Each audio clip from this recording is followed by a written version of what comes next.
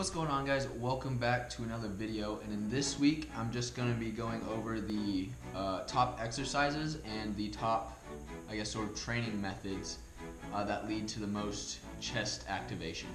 And I think this is just an important, pretty useful video because, at least for me, I find it hard to get really good activation out of my chest, and it's hard for me to feel it in sort of terms. So I'm just going to be going over some scientific studies and some things that show you the best training practices and exercises for activating the chest.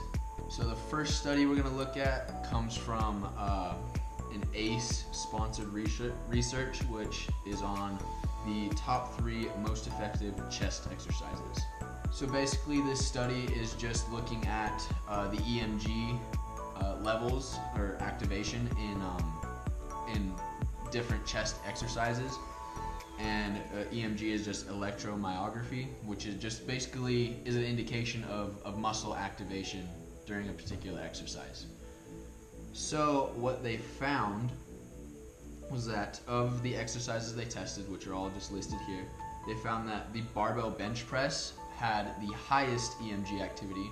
So they set that basically as a baseline as 100%, and then based all the other exercises off of the bench press and not just overall EMG activity. So setting the bench press at an average EMG of 100. Second is the pec deck machine. Third is a bent forward cable crossover. Fourth, chest press machine. Then an incline dumbbell fly, dips, suspended push-ups, stability ball push-ups, and then finally standard push-ups. But what's interesting to look at, if you look at the top 3 exercises, you'll notice that they are all pretty clumped, pretty close together, and then after the bent forward cable crossovers, it drops off kind of significantly. So you can pretty much use or claim that the barbell bench press, the pec deck machine, and the bent forward cable crossovers all have just around the same EMG activity, which is about as much as you can get out of the exercises that they tested in this study.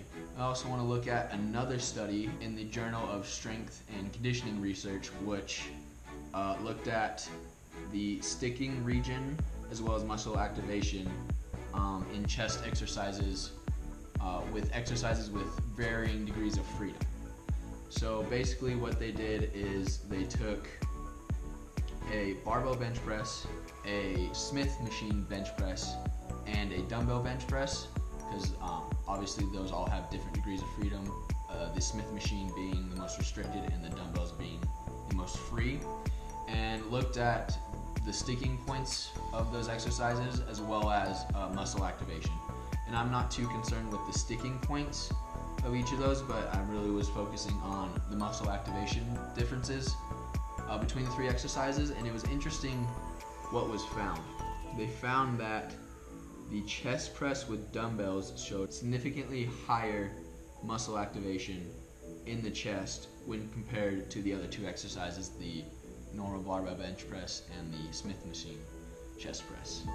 What was also interesting was that the tricep activity was significantly lower in all regions of the dumbbell chest press compared to the other 2 exercises. And lastly, they found no significant differences in muscle activation between the barbell and Smith machine. So basically, overall, what that means for me is that, one, if you're trying to train more of a push style of a workout, want to stick to more compound movements where the degrees of freedom are restricted between your hands, as in a barbell bench press where both your hands are pushing the same weight, and that's going to activate your triceps a little bit more as well as your chest, just because that's going to be a lot heavier weight than what you can hold in either hand, so your body has to recruit more muscles for that. But if you're really looking to more isolate the chest, to go with greater degrees of freedom, dumbbells and cables and things like that, that will really isolate the chest, and you'll get rid of the tricep factor.